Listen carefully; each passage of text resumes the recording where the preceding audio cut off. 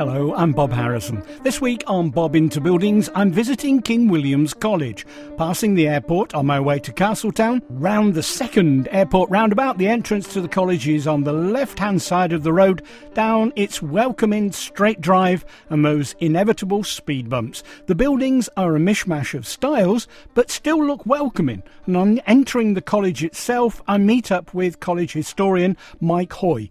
Gazing out of an upstairs window onto a quad, I assume it is actually called a quad, I put to Mike. Well, all students still, of course, call it the quad. But in 1945, when King George VI and Queen Elizabeth came to visit the island and visited the college after the end of the Second World War, the king turned as he entered the door below where we're standing and said that he would be pleased if it could in future be called the King's Court. Was it ever grass?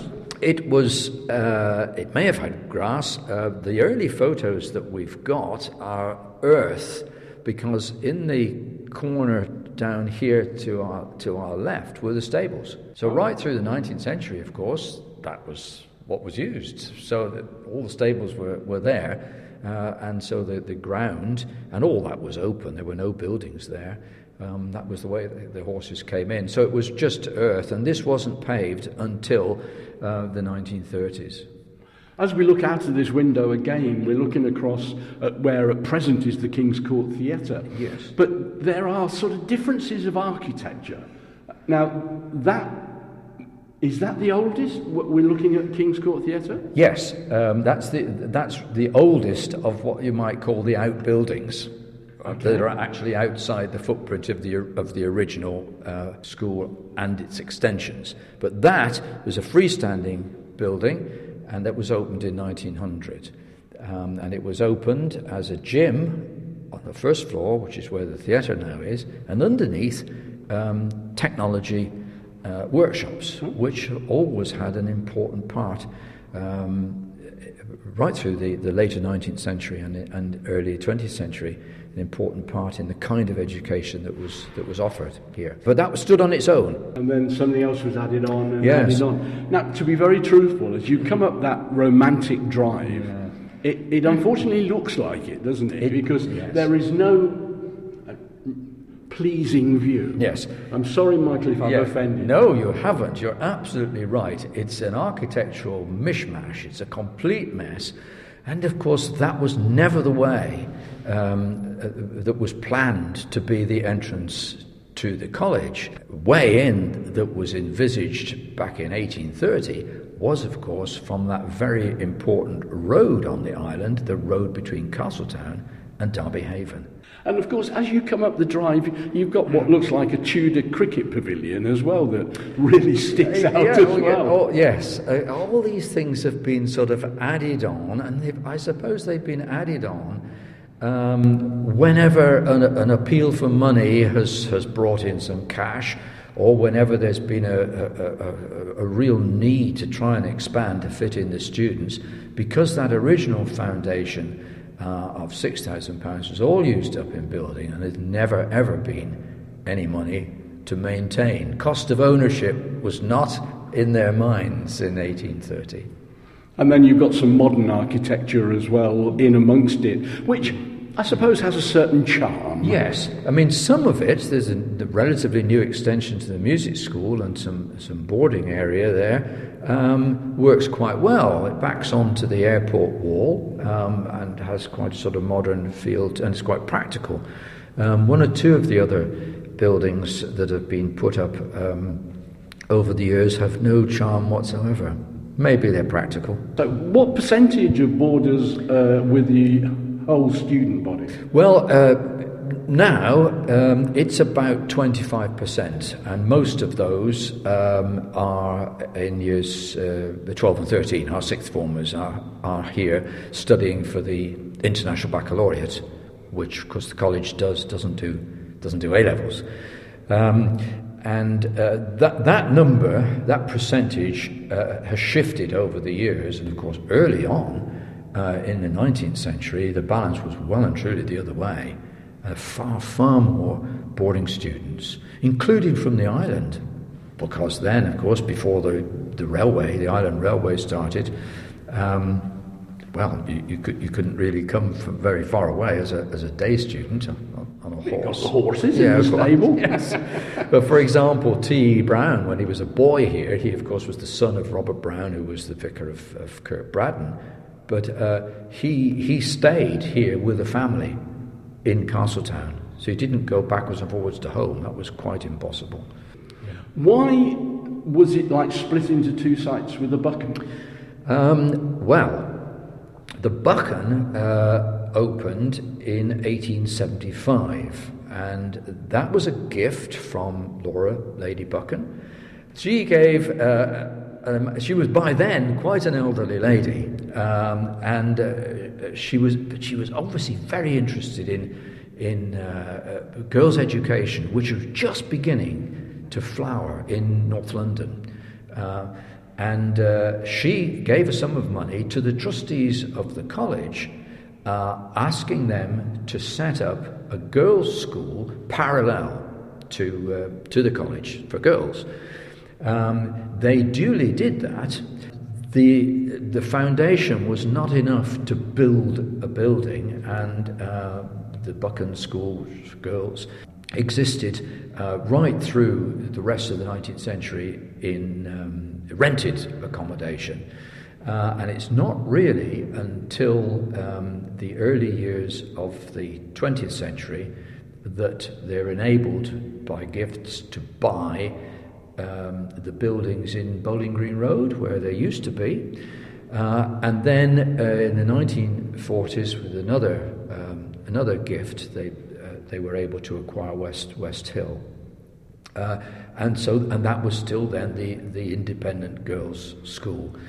And it wasn't really until the 1980s that conversations began with a view to joining the two foundations, which really had started off as the same foundation, but had developed separately, as was intended.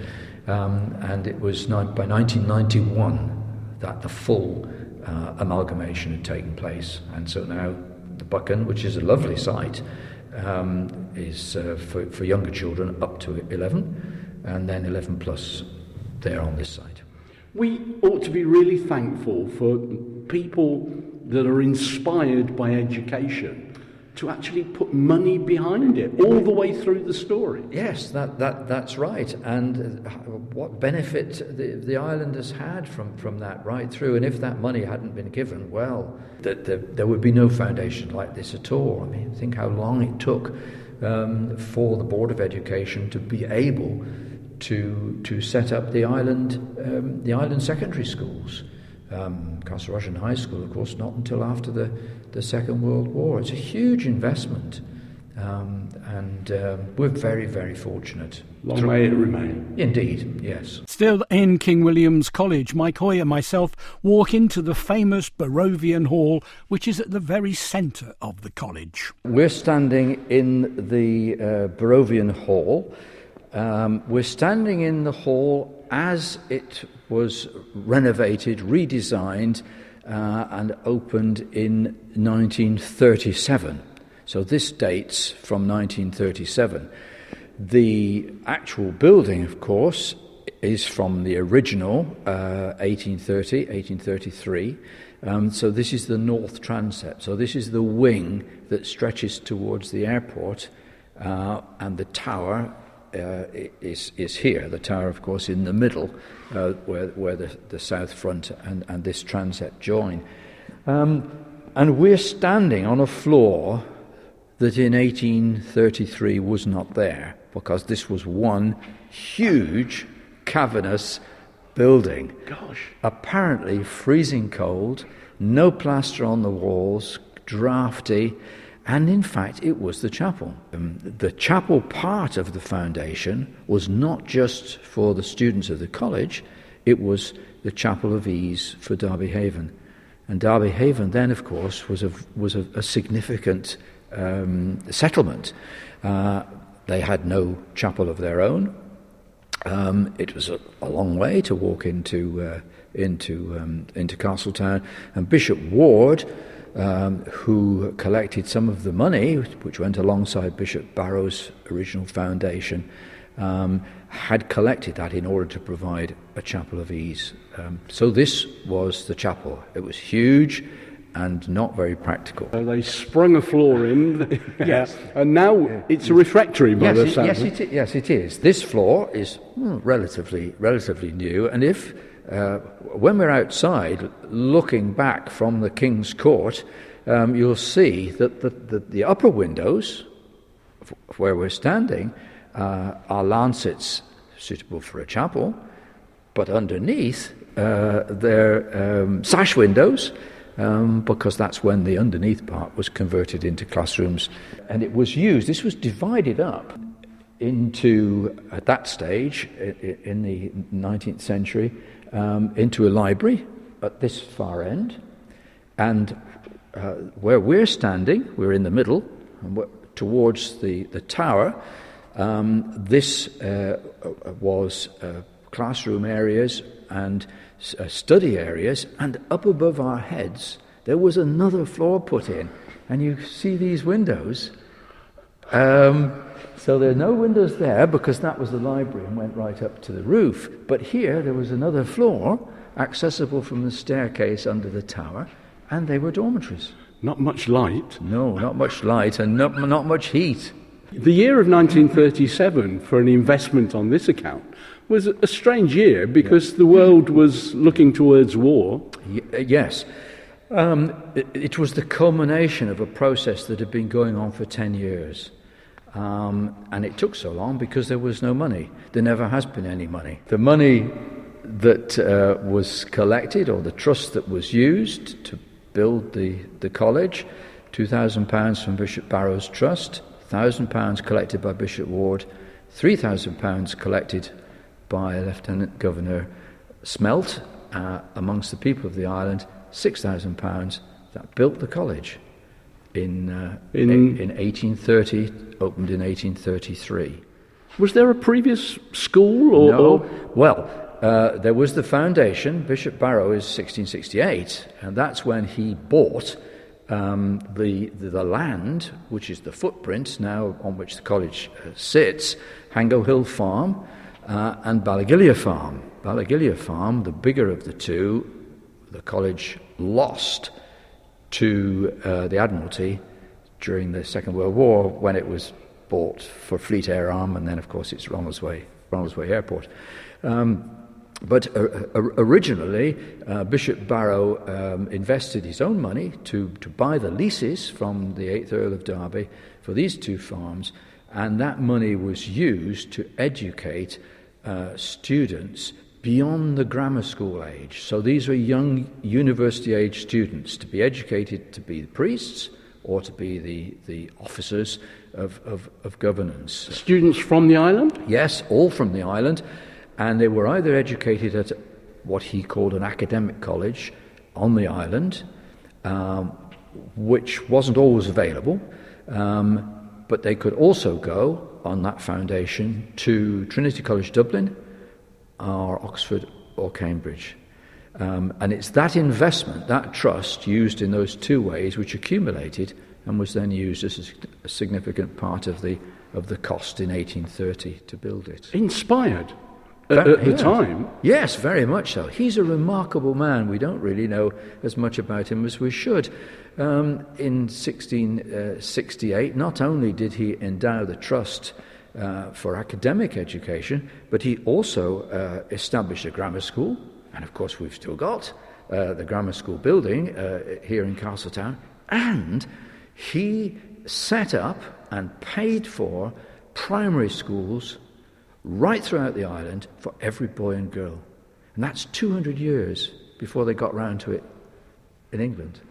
No wonder the old Barovians are very proud. Absolutely, yes. I think he's a great bishop, a man of great vision and practical means to achieve it.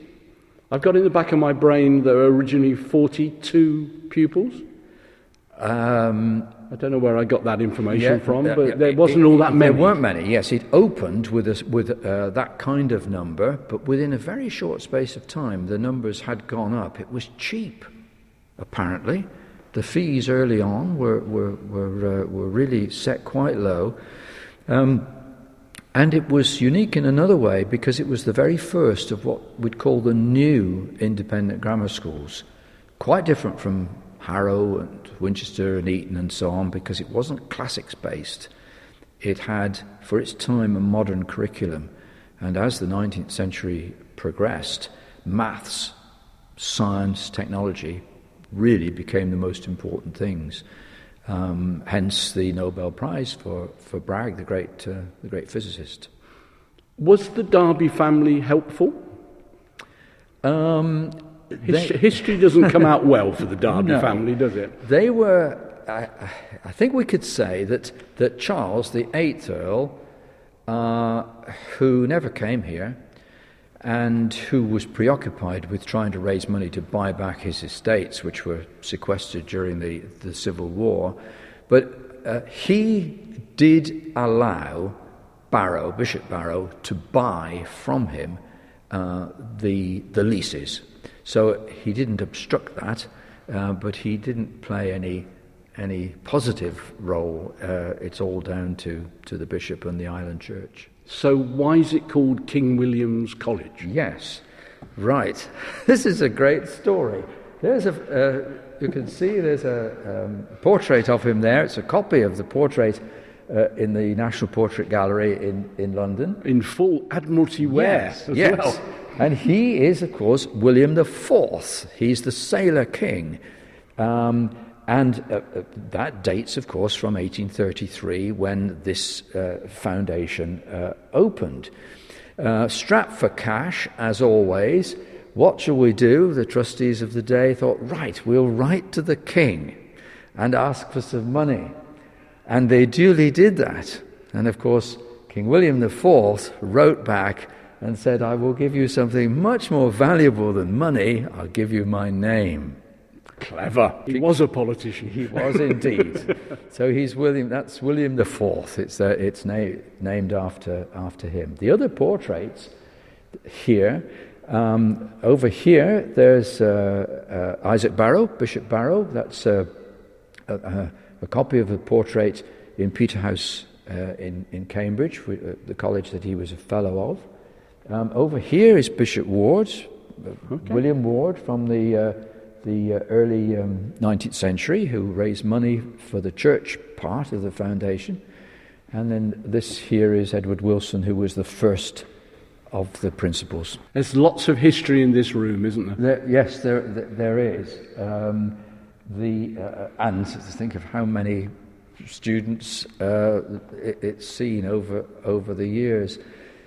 The windows, they're all, of course, stained glass, and the windows at the far end there, the dates on them signify certain key dates, of course, in the story of the schools. 1668 in the middle there, Bishop Barrow. 1933, that's the centenary of the opening in 1833. 1844. Why is there a window at 1844? It's because in January 1844 the whole place burned to the ground and they had to raise £6,000 again to rebuild it. And people in the island gave the money and they did it. From the old Barovian Hall which we're standing in at present, should we just pop across the road to that wonderful chapel that's over there? Sure, yes. Do we know when this was built? Yes, this is 1879. And it replaced the original chapel, which of course we've been into earlier on the tour, which is now the Barovian Hall. This was designed by Flaxney Stowell, and there's a great story about the process of building it. In the middle of a Manx storm, much like today, in the winter, the chancel arch under which we're standing, right, with the side walls built up just a couple of meters, the chancel arch collapsed in the storm and was observed by the 5-year-old son of the principal looking out of a window.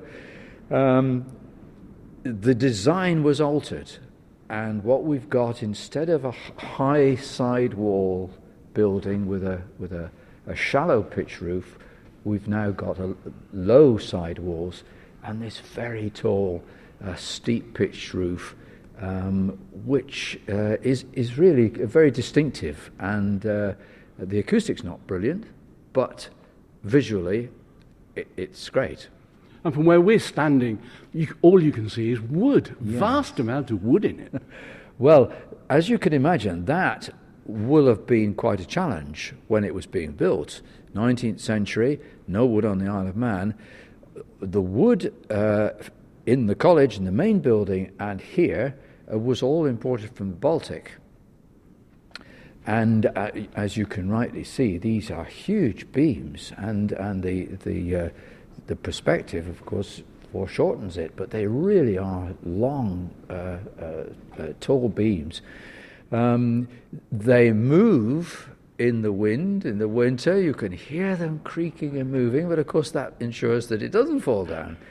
And it's a spectacular interior. Do you get a feeling when you come into a place like this? Do you sort of pick up vibes? That's an awful word, and I apologise for using it. Yes, I think so. Students, of course, who are here get used to it because there are still services in here during the week. Past students come back. They may well have sat rather bored in a sermon or something, but the chapel is the first place that they want to come to. That gives them good memories. Yes, I think so, yeah. Some of these churches are like tape recorders, and sometimes you go in and it's playing something remote, and all of a sudden, right, there we go. Yes. So the building itself has memory. Yes, I think that's right. And I think the symbolism of a lot of what's in here helps that. The windows, for example, are quite unusual because they're not just biblical figures. They're figures taken from, I suppose, what you might call the stories of honourable people back in history. There's King Arthur and so on. There are special windows here in the chancel, and this obviously is a part that any student would well and truly remember, because this is what they see and it's so colourful. The big window here at the east end, it commemorates Bishop Barrow. Remarkable frescoes are actually painted on zinc. Okay. You're going to make a noise now just to prove it. Okay. Oh, yes. And, of course, this is a limestone building. Manx limestone lets in the wet. They've retained themselves, haven't they? I mean, painting would last 5 minutes if it was direct onto a sort of plaster, but they're on zinc, and they commemorate, they're from 1900, and they commemorate Frank Walters, who's the only principal who died in office at quite a young age. Our memorial to him. And the chancel represents the story of St. Thomas, to which the chapel is dedicated. Mm-hmm. And what more appropriate saint is there for a school than St. Thomas, who asked questions and wouldn't take an answer until he'd seen the evidence for himself. It's nice to see that the seats don't look comfortable. Is that a prerequisite? Well, it may be, yes. It's the junior students, boys and girls, who sit up at this end, and you're quite right. These benches, they look pretty austere. But then, in fact, the pews are the old original pews from way back at the end of the 19th century, and I'm not sure they're very comfortable either. We are standing at present in the chancel, and we are standing behind the pulpit. I noticed that we have two side pulpits. Showing my ignorance, why, Michael? Well, they are there. They are used now. How long this has gone back for, I don't know, but they are used as seats for particular, I was going to say guests, but particular members of the community. For example, the Lieutenant Governor, who is chairman of the trustees, and the bishop, who of course is a trustee. They're not used by the principal. He and senior staff sit at the at the far end. At the choir, because music, of course, has always been so important here, the choir are actually right bang in the middle. They're in midships, aren't they as well? Yes, yeah. they are. Yeah. Yes. And I should imagine that glorifies the sound. Yes, I think it does, and it helps the fact that the acoustic is just a little bit dead. The organ that you can see up there, that was installed in 1972. That's the organ from old Maloo Street Methodist Church in Castletown, and I think the trustees paid £1 for it because they obviously didn't. Yeah, they didn't want it, but it was rebuilt, redesigned by a major set of organ builders who really took the idea under their wing, and they've designed it, of course, so that the innards are visible, so that any youngster who's a bit bored with what's going on can actually look up there and see the action. What was on that balcony prior to that? Well, there was no balcony. Oh, The organ, the original pipe organ, was here on the side little transept, where there's now this balcony, and that was the third of 3 organs. And when it came, we're talking now, I think, about the early 60s.